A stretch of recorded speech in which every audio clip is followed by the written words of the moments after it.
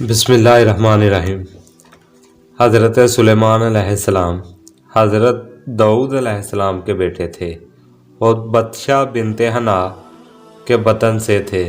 بطشاہ پہلے اوریا کی بیوی تھی۔ اوریا کے شہید ہونے کے بعد حضرت داؤد علیہ السلام نے انہیں اپنے نکاح میں لے لیا اور پھر حضرت سلیمان علیہ السلام ان کے بطن سے پیدا ہوئے اور حضرت داؤد علیہ السلام نے اپنی بادشاہی اپنے فرزند حضرت سلیمان علیہ السلام کو دے دی۔ اور جب حضرت سلیمان علیہ السلام کا تخت نکلتا تھا تو ہوا پر چلتا تھا اور پرندے اپنے پروں سے سایہ کرتے تھے۔ کتابوں میں لکھا ہے کہ جس جگہ خزانہ دفن ہوتا تھا وہاں کی زمین خود بول کر خزانے کی نشاندہی کرتی تھی، اور اس کام کے لیے آپ نے جنوں کو معمور کیا ہوا تھا۔ وہ زمین کی گہرائیوں سے خزانہ نکال کر آپ کے سامنے پیش کرتے تھے۔ ساری خلقت الہی آپ کے تابع تھی، اور کوئی بھی جن کسی انسان کو تنگ کرتا تو آپ اس کو قید کر کے دریا میں ڈال دیا کرتے تھے۔ اور آپ نے اپنے لیے ایک عالی شان محل تعمیر کروایا جو 108 کلومیٹر کے رقبے پر پھیلا ہوا تھا، اور اس میں 700 محل نما کمرے بنوائے۔ لونڈیوں کے لیے اور اپنی بیویوں کے لیے 300 عالی شان کمرے تیار کروائے۔ بعض مفسرین نے لکھا ہے کہ حضرت سلیمان علیہ السلام کی 700 لونڈیاں تھیں اور 300 بیویاں تھیں۔ آپ روزانہ ہر ایک کے پاس جاتے اور ان سے جمع بھی کرتے تھے، اور اپنے بیٹھنے کے لیے 36 کلومیٹر وسیع ایک دربار بنوایا تھا جو ہاتھی کے دانت کا بنا ہوا تھا، اور دنیا کے مہنگے ترین پتھر اس میں لگائے گئے تھے، اور اس کے ارد گرد سونے کی اینٹیں لگائی گئی تھی، اور اس کے چاروں طرف چاندی کے درخت اور سونے کی ڈالیاں اور سبز زمرد کے پتے لگائے گئے تھے، اور مشک و عنبر سے پرندے بنائے گئے تھے۔ ان درختوں پر بٹھا دیے گئے، اور تخت کی دائیں اور بائیں جانب 1000 کرسی سونے کی لگائی گئی تھی۔ اس پر حضرت سلیمان علیہ السلام کے وزیر مشیر بیٹھتے تھے، اور ان کے پیچھے جن ہاتھ باندھے ادب سے کھڑے ہوتے تھے۔ جب آپ شاہی تاج پہن کر تخت نشین ہوتے تو وہ اسی وقت حرکت میں آ جاتا اور پرندے بھی حرکت کرنے لگتے۔ آپ کے کچن میں ہر روز ہزاروں لوگوں کا کھانا پکتا تھا۔ آپ اس میں سے ایک لقمہ بھی نہیں کھاتے تھے، اور سارا کھانا لوگوں میں تقسیم کر دیتے تھے، اور اپنے لیے اپنے ہاتھوں سے مزدوری کرتے تھے، اور جو پیس کر آٹا بناتے اس کی روٹی پکاتے، اور ہر شام کو بیت المقدس میں جا کر کسی روزہ دار اور غریب درویش کو اپنے ساتھ بٹھا کر کھانا کھاتے تھے، اور خدا کا ان الفاظ میں شکر ادا کرتے تھے کہ یا الہی تیرا بہت شکر ہے، میں تیری نعمتوں کا کیسے شکر ادا کروں، اتنی میری طاقت نہیں کہ میں ایک وقت میں بادشاہ بھی ہوں، نبی بھی ہوں اور درویش بھی ہوں۔ اے مالک کائنات، یہ سب تیرا دیا ہوا ہے۔ ایک دن حضرت سلیمان علیہ السلام کے دل میں آرزو ہوئی کہ اتنے سارے لوگوں کا میں روزانہ کھانا بنواتا ہوں، اور ہزاروں کی تعداد میں لوگ یہاں سے کھانا کھاتے ہیں، تو کیوں نہ میں ساری خلقت کی دعوت کروں جس میں تمام جاندار آئیں۔ تو غیب سے آواز آئی، اے سلیمان، میں سب کو روزی پہنچاتا ہوں، میری خلقت بے انتہا ہے، تم ان لوگوں کو نہیں کھلا سکتے۔ یہ سن کر حضرت سلیمان علیہ السلام بولے، یا الہی تو نے مجھے بہت سی نعمتوں سے نوازا ہے، یہ سب تیری عنایت ہے۔ تو اللہ تعالیٰ کا حکم ہوا کہ ٹھیک ہے، فلاں دریا کے کنارے ایک بڑا سا محل بنواؤ جس میں ساری مخلوق سما سکے۔ چنانچہ خدا کی طرف سے حکم ہوتے ہی آپ نے 1 سال اور 8 ماہ میں بڑا سا محل تعمیر کروایا، اور اس میں بڑی بڑی دیگیں بنوائیں۔ ایک روایت میں آتا ہے کہ اس ایک وقت کے کھانے میں تقریباً 22,000 گائیں ذبح کی گئی، اور جب کھانا پک کر تیار ہوا تو حضرت سلیمان علیہ السلام نے اپنے تخت شاہی کو حکم دیا کہ وہ ہوا میں معلق ہو جائے، جس سے ان کی نظر تمام انسانیت پر پڑتی رہے۔ اتنے میں ایک مچھلی دریا سے نکلی اور بولی، خدا نے مجھے آپ کے پاس دعوت پر بھیجا ہے، سنا ہے آج ساری خلقت کی میزبانی آپ کر رہے ہیں، تو مجھے کھانا کھلاؤ، میں بہت بھوکی ہوں۔ حضرت سلیمان علیہ السلام بولے، ابھی تھوڑا انتظار کر لو، تمام خلقت آ جائے تو سب کے ساتھ ہی کھا لینا۔ تو وہ بولی، میں انتظار نہیں کر سکتی۔ تو حضرت سلیمان علیہ السلام نے اسے کھانا کھانے کی اجازت دے دی۔ اس نے جتنا کھانا تھا سارا ایک لقمے میں کھا لیا اور پھر اور کھانا مانگنے لگی۔ حضرت سلیمان علیہ السلام یہ دیکھ کر بہت حیران ہوئے کہ جو کھانا میں نے تمام خلقت کے لیے تیار کیا تھا یہ ایک لقمے میں کھا گئی اور ابھی بھی اس کا پیٹ نہیں بھرا۔ مچھلی بولی، مجھ کو روزانہ 3 لقمے کھانا چاہیے ہوتا ہے اور جتنا آپ نے تیار کیا تھا یہ تو میرا 1 لقمہ ہے، ابھی مجھے 2 لقمے اور کھانا ہے۔ یہ جواب سن کر حضرت سلیمان علیہ السلام سجدے میں گر گئے اور اللہ سے رو کر فریاد کی، یا الہی، بے شک تو ہی سارے جہانوں کو روزی دیتا ہے اور پالنے والا بھی تو ہی ہے، میں اپنی اس نادانی پر تجھ سے معافی مانگتا ہوں۔ اکثر علماء کا قول ہے کہ اللہ نے حضرت سلیمان علیہ السلام کو اپنی قدرت دکھانے کے لیے اس مچھلی کو بھیجا تھا۔ آگے بڑھتے ہیں اور حضرت سلیمان علیہ السلام کا مشہور ترین واقعہ ملکہ بلقیس کے تخت والا واقعہ بیان کرتے ہیں۔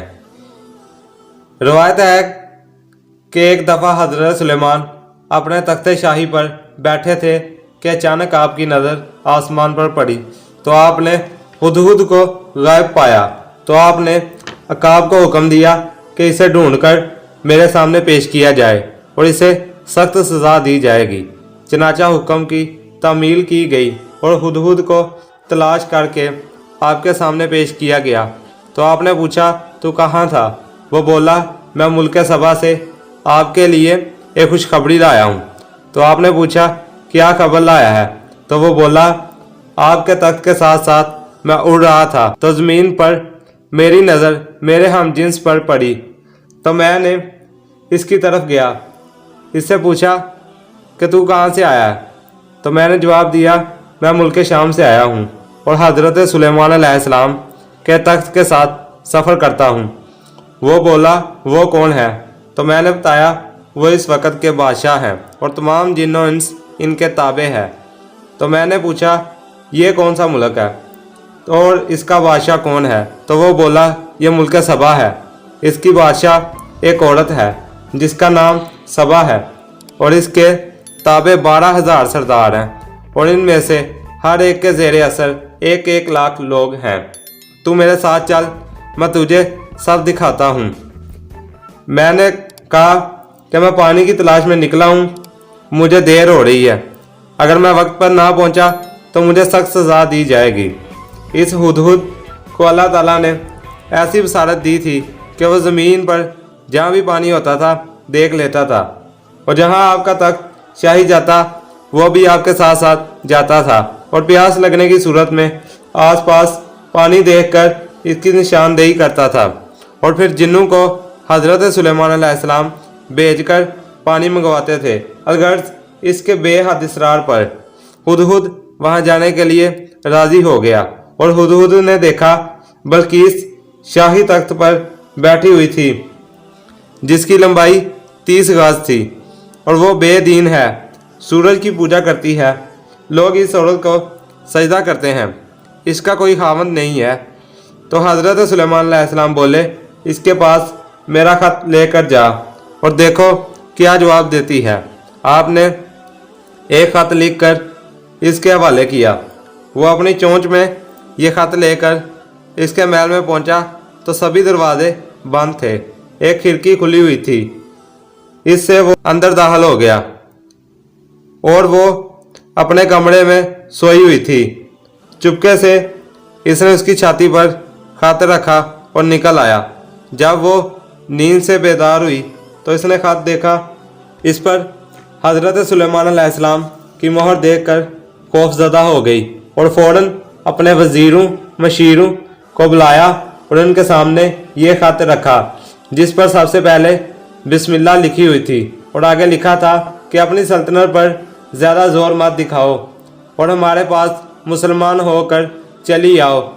इसने अपने मशीरों से पूछा, तुम्हारा इस बारे में क्या ख्याल है? तो वो बोले, हमारे पास कसीर तादाद में फ़ौज मौजूद है और हम जंग करने की हिम्मत भी रखते हैं। आगे आपकी मर्ज़ी, जो आप हुक्म देंगी हमें मंजूर होगा। तो मलका बोली, अगर हम इनसे जंग करते हैं तो वो हमारी सल्तनत को बर्बाद कर देंगे, क्योंकि वो जिस किसी से भी जंग करते हैं तो इस सल्तनत को मिटा देते हैं और वहाँ के सरदारों को जलील और रुसवा कर देते हैं। तो मैं इनकी आजमाइश करती हूँ, हम इन्हें हदिया भेजेंगे, अगर वो नबी हुए तो वो हदिया नहीं लेंगे और बगैर इस्लाम कबूल किए किसी बात पर राज़ी नहीं होंगे। वज़ीरों ने जवाब दिया, जो तुम्हें मुनासिब लगे करो। चनाचा बल्कीस ने कसीर तादाद में तहाइफ भेजे। हज़रत सुलेमान अलैहिस्सलाम अपने दरबार में बैठे हुए थे। इन्हें एक जिन ने आकर खबर दी कि बल्कीस ने आपको बहुत से तहाइफ भेजे हैं और इनमें 7 सोने की ईंटें, 7 चांदी की ईंटें और 7 पर्दे दीबा के भेजे हैं। तो हज़रत सुलेमान अलैहिस्सलाम ने हुक्म दिया कि बैरूनी दीवार को छोड़कर इससे पिछली जो दीवार है, इससे 7 सोने की ईंटें, 7 चांदी की ईंटें और 7 पर्दे दीबा के उतार दो। जब मलका बल्कीस के सफ़ीर वहाँ पहुँचे तो बैरूनी दीवार को देखकर हैरान रह गए कि जिनकी दीवारें सोने चांदी की बनी हैं, इनके सामने हमारी ये 14 ईंटें क्या मायने रखती हैं। जब वो आगे पहुँचे तो जिस दीवार से पर्दे और ईंटें पहले ही हज़रत सुलेमान अलैहिस्सलाम ने उतरवा ली थी, जब इनकी नज़र पड़ी तो वो बोले, कहीं हमें चोर ही ना समझ लें। तो अब वो इन ईंटों कर ना बाहर ले जा सकते थे और ना अंदर ले जा सकते थे। उन्होंने थोड़ी हिम्मत करके हज़रत सुलेमान अलैहिस्सलाम को तहाइफ दिए और बताया कि हम इस्लाम नहीं कबूल कर सकते। तो हज़रत सुलेमान अलैहिस्सलाम ने फरमाया, अपनी ये चीज़ें ले जाओ, क्योंकि इनसे कई गुना ज़्यादा अल्लाह ने मुझे अता की है और मैं भारी लश्कर भेज रहा हूँ जो तुम्हें जलील करके वहाँ से निकाल देगा। तैयार हो जाओ। यह सुनकर वो फ़ौरन वापस रवाना हो गए और बल्कीस से जाकर कहने लगे कि वो साहिब नबूवत हैं और इनके यहाँ किसी चीज़ की कमी नहीं। ये सुनकर मलका बोली, बेशक वो नबी होंगे, लेकिन नबी वो होता है जिसके पास कोई मोज़ा हो। इनसे कहो अगर नबी हैं तो कोई मोज़ा दिखाएं। चनाचा इसने 100 गुलाम और लौंडियाँ एक जैसे कपड़े पहनाकर वहाँ से तैयार किया और एक टुकड़ा यकूत का एक डब्बी में बंद करके भेज दिया और चंद जवान घोड़े और बूढ़े घोड़े एक जैसी जसामत के मिक्स करके और एक शीशे की खाली बोतल देकर भेज दिया और साथ हुक्म दिया, ये जो एक जैसे कपड़े पहने हुए हैं, इनमें से औरतों और मर्दों में फ़र्क बताएं और इस पत्थर यकूत में सुराख करके बताएं बगैर किसी चीज़ के इस्तेमाल से, और इन घोड़ों में जवान और बूढ़े घोड़े अलग-अलग करके बताएं और आखिर में इस शीशे की बोतल को पानी से भर दें, जो ना आसमान से उतरा हो ना ज़मीन से निकला हो, और जल्द वापस लौटना। वो ये सब लेकर हज़रत सुलेमान अलैहिस्सलाम के पास पहुँचे और तमाम शर्तें बयान कर दी। हज़रत सुलेमान अलैहिस्सलाम ने एक बड़ा सा बर्तन मंगवाया, इसमें पानी डालकर इनके हाथ धुलाए। तो आपने जवाब दिया कि जिन्होंने अपने हाथ की हथेली मलकर हाथ धोए वो सब मर्द हैं और जिन्होंने उंगलियां मलकर हाथ धोए वो सब औरतें हैं। दूसरी शर्त, यकूत में सुराख करने के लिए एक कीड़े को हुक्म दिया और फिर इसके बाद सब घोड़ों को एक लाइन में बांध कर इनके आगे चारा डाल दिया। कुछ ने बेसब्री से खाना शुरू कर दिया और कुछ इधर उधर देखते रहे। आपने कहा जिन्होंने बेसब्री से खाना शुरू कर दिया वो सब बूढ़े थे और जो इधर उधर देखते रहे वो सब जवान थे। इसके बाद हुक्म दिया कि इनको दुलवाओ और इनके पसीने से वो बोतल भर दो। हज़रत सुलेमान अलैहिस्सलाम ने नामुमकिन सवालों के जवाब देकर इन्हें वहाँ से रवाना कर दिया। जब उन्होंने जाकर बल्कीस को सब सवालों के जवाब दिए तो इसने फैसला किया कि मैं इस्लाम कबूल कर लूँगी और इसने अपने महल और तख्त को ताले लगवा कर चाबियां अपने साथ ली और अपने गुलाम और लोंडियां और लश्कर साथ लेकर रवाना हुई। तो जिन्नू ने आकर आपको खबर दी कि वो अपने लश्कर को लेकर आ रही है और इसकी पिंडली के बाल बहुत ज़्यादा हैं और वह थोड़ी कम अक्ल भी है, क्योंकि इसकी माँ का ताल्लुक जिन्नों से था और जिन इंसानों की निस्बत कम अक्ल होते हैं। जिन ये बात हज़रत सुलेमान अलैहिस्सलाम से कहकर डर भी गया कि अगर यह बात झूठ हुई तो हमें सख्त सज़ा मिलेगी।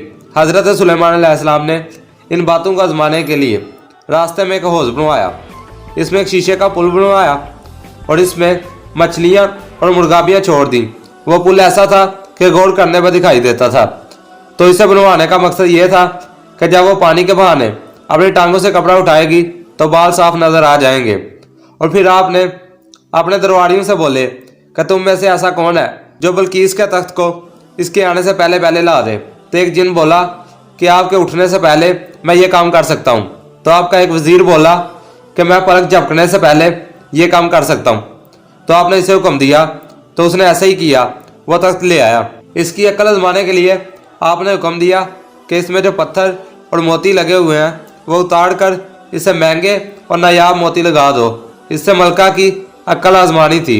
जब वो हौज के किनारे पहुंची, जब वो पुल पर से गुजरने लगी तो उसे लगा ये पानी है, क्योंकि पुल शीशे का था और इंतहाई महारत से बनाया गया था। और इसने अपनी टांगों से कपड़ा हटाया तो इसकी पिंडलियों के बाल साफ थे और यह भी मालूम हो गया कि जो बात जिन ने बताई थी वो झूठ थी। वो अपने तख्त के करीब पहुंची तो इसने इसे पहचान लिया।